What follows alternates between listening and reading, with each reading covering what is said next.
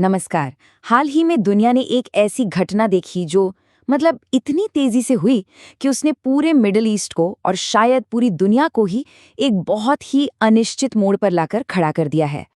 और ये सब शुरू हुआ एक बहुत ही नाटकीय घोषणा से। अमेरिकी राष्ट्रपति डोनाल्ड ट्रंप के पब्लिक स्टेटमेंट्स के मुताबिक ईरान के supreme leader Ayatollah Ali Khamenei नहीं रहे। तो सवाल ये उठता है कि ये सब हुआ कैसे? एक सुप्रीम लीडर की मौत एक पूरे रीजन में जैसे आग लग गई हो और दुनिया भी दो हिस्सों में बंट गई। तो चलिए समझते हैं कि आखिर हुआ क्या था। तो इस पूरी कहानी की शुरुआत होती है एक ऐसी घटना से जिसने पूरे इलाके को हिलाकर रख दिया, एक बहुत ही ताकतवर नेता की मौत से। तारीख थी 28 फरवरी 2026। अमेरिका और इजराइल दोनों के लीडर्स ने कंफर्म किया कि ईरान के supreme leader Ayatollah Ali Khamenei हवाई हमलों में मारे गए हैं। और देखें, ये कोई मामूली खबर नहीं थी। ये एक ऐसी अनाउंसमेंट थी जिसने उस पूरे रीजन की जियोपॉलिटिक्स को एक झटके में बदल दिया।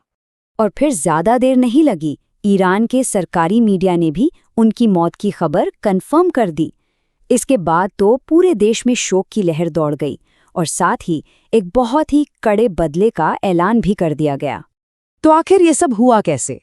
दरअसल ये एक बहुत ही प्लान किया हुआ एक कोऑर्डिनेटेड मिलिट्री ऑपरेशन था जिसका नाम था ऑपरेशन प्रीएम्प्शन। इसी ऑपरेशन ने इस पूरे संकट को जन्म दिया। तो चलिए थोड़ा और गहराई से समझते हैं कि ये ऑपरेशन था क्या। तो 28 फरवरी को अमेरिका और इजराइल ने मिलकर एक जॉइंट मिलिट्री ऑपरेशन शुरू किया। उन्होंने पूरे ईरान में जो भी उनके खास मिलिट्री ठिकाने थे, लीडरशिप कंपाउंड्स थे और न्यूक्लियर साइट्स थीं, उन सबको हवाई और मिसाइल हमलों से टारगेट किया। और इसी पहले हमले में ही सुप्रीम लीडर के मारे जाने की खबर कंफर्म हो गई। अच्छा, तो इस हमले के पीछे ऑफिशियल वजह क्या बताई गई? देखिए, इजरायली और अमेरिकी अधिकारियों ने इसे एक प्रीएम्प्टिव स्ट्राइक कहा।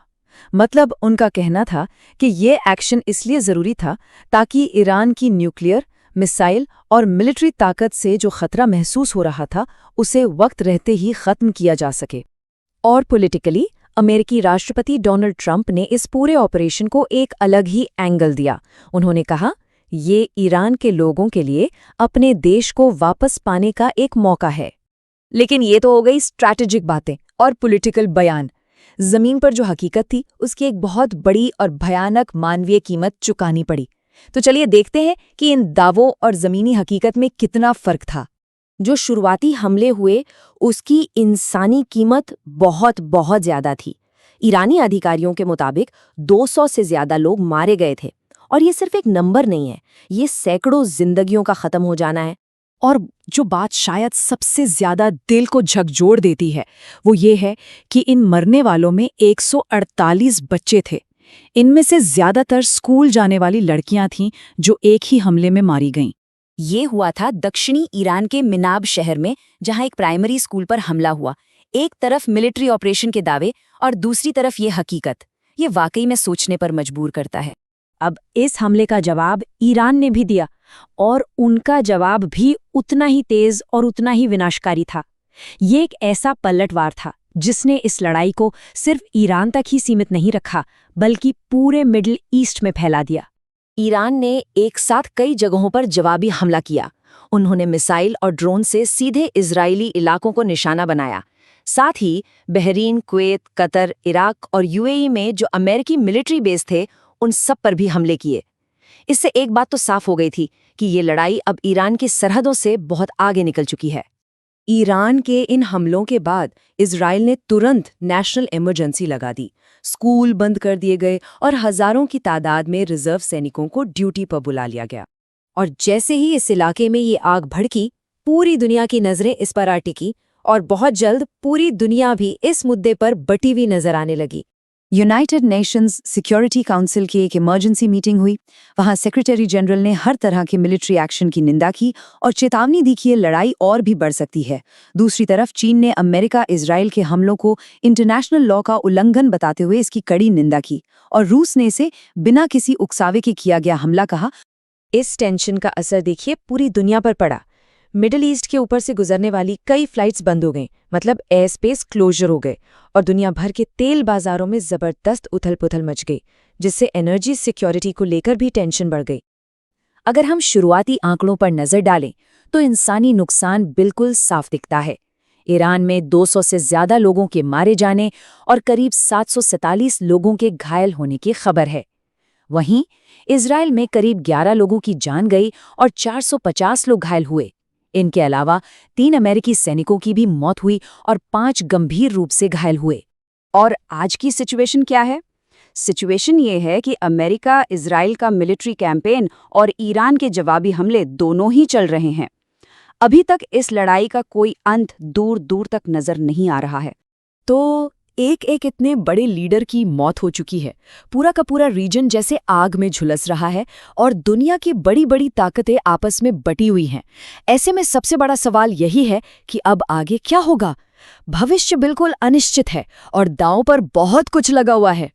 नमस्कार, आज हम बात करने वाले हैं उस एक चिंगारी की जिसने दशकों से, आप कह सकते हैं, पर्दे के पीछे चल रहे एक संघर्ष को सीधे सीधे एक खुली जंग में बदल दिया।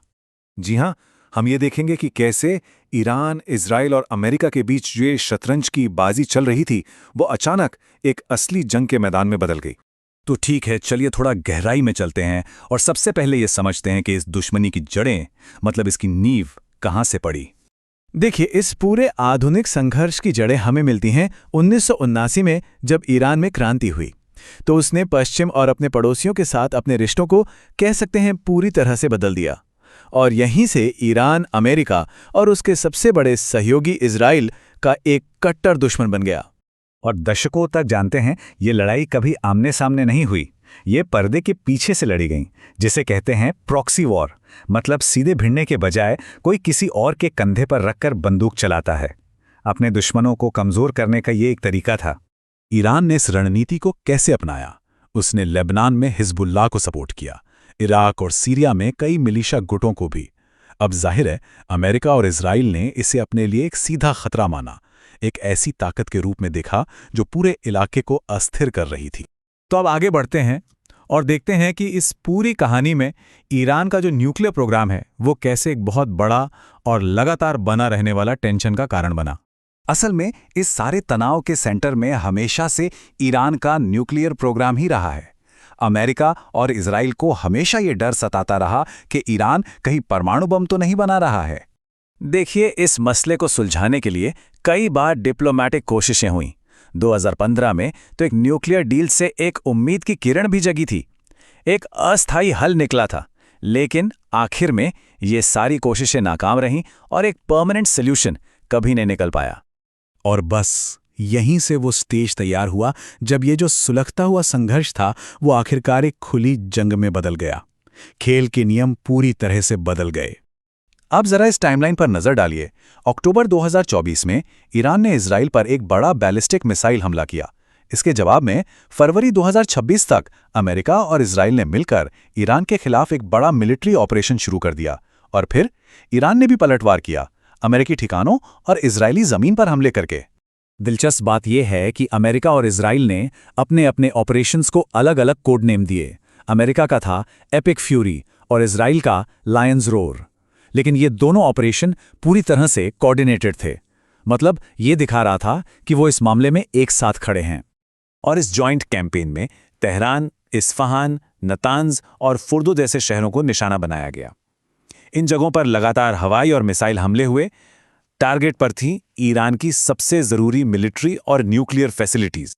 लेकिन इन हमलों का एक नतीजा ऐसा निकला जिसकी किसी ने शायद कल्पना भी नहीं की थी। एक ऐसा ऐतिहासिक मोड़ आया जिसने पूरे के पूरे मिडिल ईस्ट को हिला के रख दिया।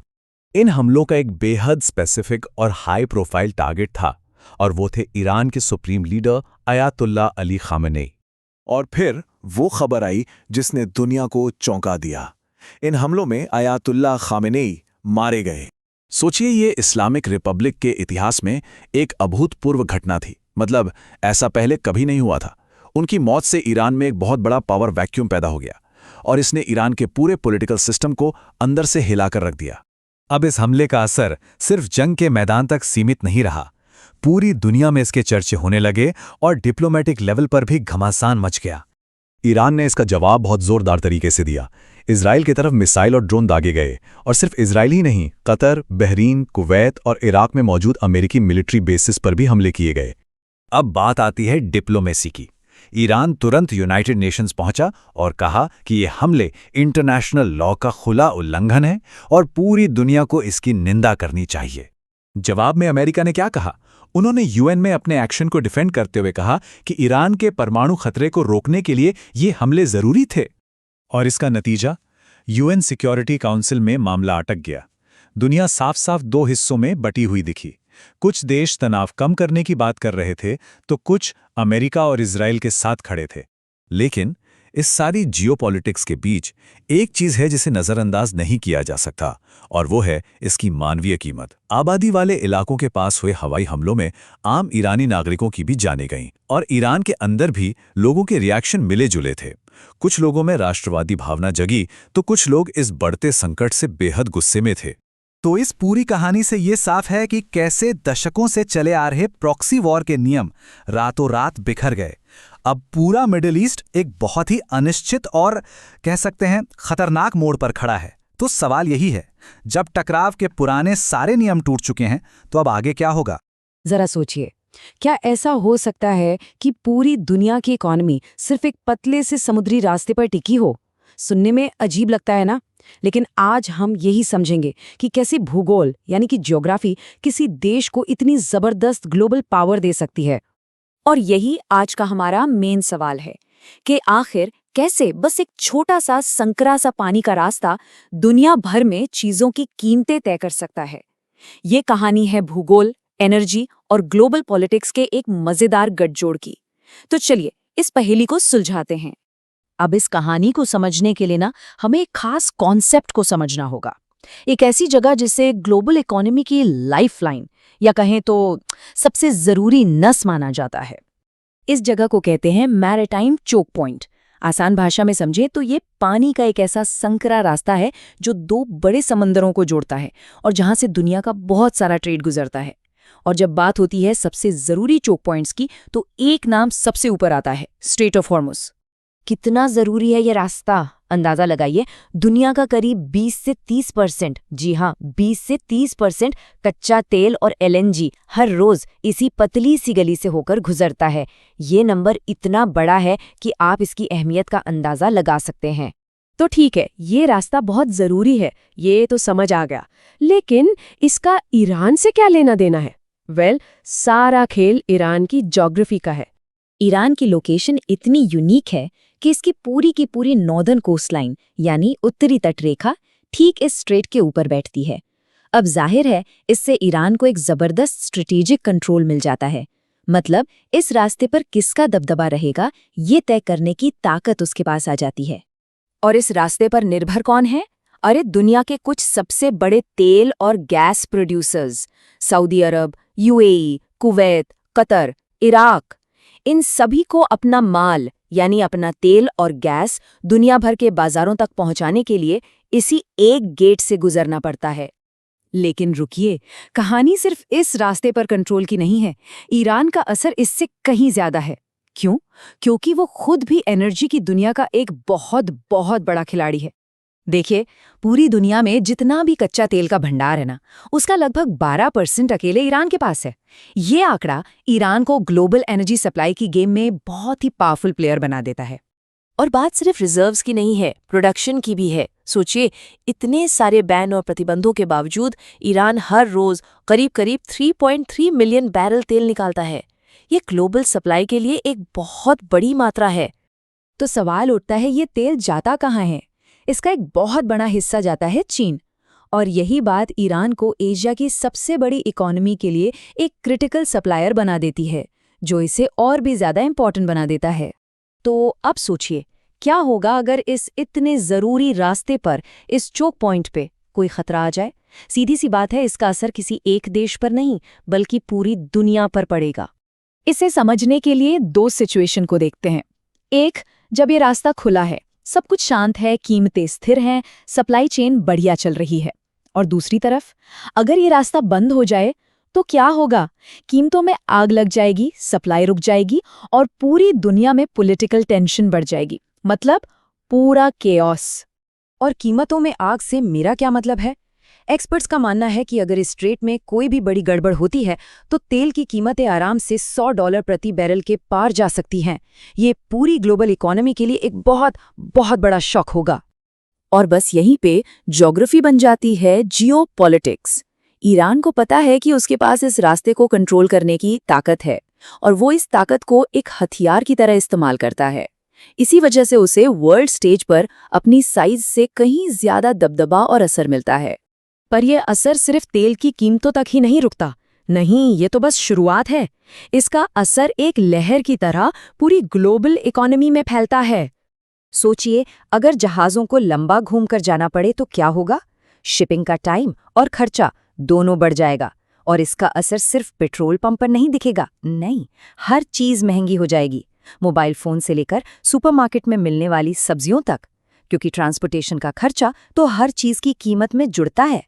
तो अगर पूरी बात को समेटें तो ईरान का जो ये ज़बरदस्त असर है वो 3 पिलर्स पर खड़ा है। पहला, एक बहुत ही ज़रूरी चोक पॉइंट पर उसका स्ट्रेटेजिक कंट्रोल। दूसरा, उसके पास खुद के विशाल एनर्जी रिजर्व्स। और तीसरा, इन दोनों चीज़ों को मिलाकर उसे मिलता है ज़बरदस्त जियोपॉलिटिकल लेवरेज, यानी दुनिया पर अपनी बात मनवाने की ताकत। और ये सब हमें एक बहुत बड़े सवाल पर लाकर खड़ा कर देता है। एक ऐसी दुनिया में जहां एक पतली सी पानी की पट्टी में हुई गड़बड़ का असर हम सब पर पड़ता है, तो क्या कोई भी झगड़ा या कॉन्फ्लिक्ट असल में लोकल रह जाता है? इस पर जरूर सोचिएगा। ईरान आज इतिहास के एक ऐसे मोड़ पे खड़ा है जहां से उसका मुस्तकबिल, मतलब कि उसका भविष्य, हमेशा के लिए बदल सकता है। हाल में जो कुछ हुआ है उसने देश को एक बहुत बड़े संकट में डाल दिया है। तो सवाल यह है कि ईरान आखिर यहां तक पहुंचा कैसे? चलिए इसी की पड़ताल करते हैं। ये कहानी शुरू होती है 2026 की शुरुआत से, एक ऐसा वक्त जिसने ईरान के लिए सच में सब कुछ बदल कर रख दिया। ऑपरेशन का नाम था एपिक फ्यूरी। अमेरिका और इजराइल के हमलों ने सीधे सीधे ईरान की सत्ता के जो मेन सेंटर्स थे उन्हें निशाना बनाया। और फिर आई वो चौंकाने वाली खबर जिसने पूरे इलाके को हिलाकर रख दिया। ईरान के सुप्रीम लीडर आयतुल्ला अली खमैनी इन हमलों में मारे गए। तो सबसे बड़ा सवाल यही उठता है, आखिर ये सब हुआ कैसे? कोई भी देश, आप जानते हैं, रातों रात इस सिचुएशन में नहीं पहुंचता। इसका जवाब ईरान के इतिहास की कई परतों में छिपा है। देखिए, आज को अगर समझना है तो हमें सबसे पहले आधुनिक ईरानी इतिहास की सबसे जरूरी घटना पर लौटना होगा, 1979 की इस्लामिक क्रांति। ये सब कुछ बहुत ही तेजी से हुआ। 1978 में जो विरोध प्रदर्शन शुरू हुए थे, उन्होंने सिर्फ 1 साल के अंदर शाह की सदियों पुरानी राजशाही को उखाड़ फेंका और 1979 आते आते ईरान एक इस्लामिक गणराज्य बन चुका था। और इस नए गणराज्य की जो नींव थी वो एक खास सिद्धांत पर रखी गई थी, विलायत फकीह। अगर आसान शब्दों में कहूं तो इसका मतलब है कि देश का आखिरी फैसला और पूरा अधिकार एक वरिष्ठ धर्मगुरु यानी सुप्रीम लीडर के हाथ में होगा। यही वो सिद्धांत है जो ईरान के पूरे पॉलिटिकल सिस्टम को चलाता है।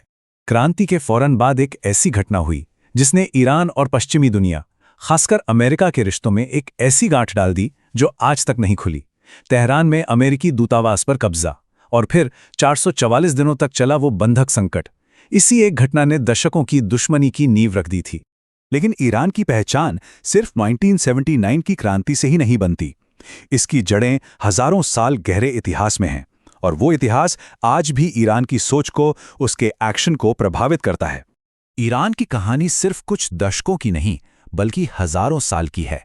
जरा सोचिए, 550 ईसा पूर्व में साइरस द ग्रेट के साम्राज्य से लेकर सासानियों के सुनहरे दौर तक ईरान की पहचान हमेशा एक बड़ी ताकत, एक साम्राज्य के तौर पर रही है। ये जो शाही विरासत है, ये आज भी उसकी नेशनल चेतना का हिस्सा है। और फिर 16वीं सदी में सफाविदों ने शिया इस्लाम को राष्ट्रीय पहचान से जोड़ दिया, जिसने ईरान को इस पूरे रीजन में एक बिल्कुल ही अनोखा किरदार बना दिया। क्रांति के बाद ईरान ने अपनी ताकत का इस्तेमाल एक ऐसे रास्ते पर करना शुरू किया जो उसे सीधे टकराव की ओर ले गया, पहले अपने पड़ोसियों से और फिर पश्चिमी दुनिया से। 1980 से 88 तक चला ईरान-इराक युद्ध एक बहुत ही क्रूर और विनाशकारी लड़ाई थी। इस युद्ध ने नए इस्लामिक गणराज्य को और ज्यादा सख्त बना दिया और उसकी जो मिलिट्री थिंकिंग थी उसे हमेशा हमेशा के लिए बदल कर रख दिया। इसी सोच से निकली प्रतिरोध की धुरी की स्ट्रैटेजी, जिसे एक्सिस ऑफ रेजिस्टेंस भी कहते हैं। इसके तहत ईरान ने पूरे मिडिल ईस्ट में अपने सहयोगी गुटों का एक नेटवर्क बना लिया, लेबनान में हिजबुल्ला से लेकर यमन के हूथियों और इराक सीरिया के मिलिशिया तक। ये एक तरीका था इस रीजन में अपना दबदबा बढ़ाने और अपने दुश्मनों को दूर रखने का। लेकिन जब एक तरफ ईरान बाहर अपनी ताकत दिखाने की कोशिश कर रहा था, वहीं देश के अंदर एक बहुत बड़ा तूफान पनप रहा था, खासकर इन सैन्य हमलों से ठीक पहले के दौर में। चलिए इस स्लाइड पे जरा गौर करते हैं। ये ग्राफ 2024 से 26 के बीच की आर्थिक तस्वीर दिखा रहा है। ये जो ऊंची होती हुई बार्स हैं, ये आसमान छूती महंगाई को दिखाती हैं, और साथ ही बेरोजगारी का आंकड़ा भी लगातार चिंताजनक बना हुआ था। इस दोहरी मार ने आम ईरानी लोगों की जिंदगी को बहुत ज्यादा मुश्किल बना दिया था, जिससे अंदर ही अंदर एक गुस्सा पनप रहा था। और ये संकट सिर्फ आर्थिक नहीं था, ये एक मल्टी लेयर्ड क्राइसिस था। मतलब एक तरफ करेंसी की कीमत गिर रही थी, तो दूसरी तरफ समाज में बेचैनी बढ़ रही थी। सरकार इंटरनेट पर पाबंदियां लगा रही थी और देश पानी की भारी कमी जैसी पर्यावरणीय चुनौतियों से भी जूझ रहा था। इन्हीं सब वजहों से 2025-26 में देश भर में जबरदस्त विरोध प्रदर्शन शुरू हो गए। शुरू में तो ये मांगे सिर्फ आर्थिक थीं, लेकिन बहुत जल्द ही ये मांगे पूरे पॉलिटिकल सिस्टम में बदलाव की मांग में तब्दील हो गईं। तो अब हम वापस आज की तारीख में आते हैं, जहां ईरान का बाहरी टकराव और अंदरूनी संकट दोनों एक साथ अपने चरम पर हैं। और सबसे बड़ी बात, लीडरशिप में एक खतरनाक खालीपन पैदा हो गया है। जैसा कि रॉयटर्स का ये एनालिसिस बता रहा है, सुप्रीम लीडर की मौत ने सत्ता के शिखर पर एक वैक्यूम, एक शून्य बना दिया है। इससे ईरान के अंदर ही पावर के लिए एक खतरनाक संघर्ष छिड़ सकता है, जो देश को और भी ज्यादा अस्थिर कर देगा। इन हमलों पर जाहिर है दुनिया की राय भी बटी हुई है। एक पक्ष का ये मानना है कि ये क्षेत्रीय स्थिरता के लिए जो खतरे पैदा हो रहे थे, उन्हें रोकने के लिए एक जरूरी रक्षात्मक कदम था। वहीं दूसरे पक्ष की चिंता ये है कि इससे अंतर्राष्ट्रीय कानूनों का उल्लंघन हुआ है और एक बड़े विनाशकारी युद्ध का दरवाजा खुल सकता है। तो अब ईरान एक ऐसे दौराहे पर है जहां से दो रास्ते निकलते हैं। एक रास्ता बाहरी युद्ध की तरफ जाता है और दूसरा एक आंतरिक क्रांति की ओर। लीडरशिप बिखर चुकी है और आवाम बदलाव की मांग कर रही है। ऐसे में ईरान का अगला कदम क्या होगा? इसका जवाब फिलहाल भविष्य के गर्भ में ही छिपा है।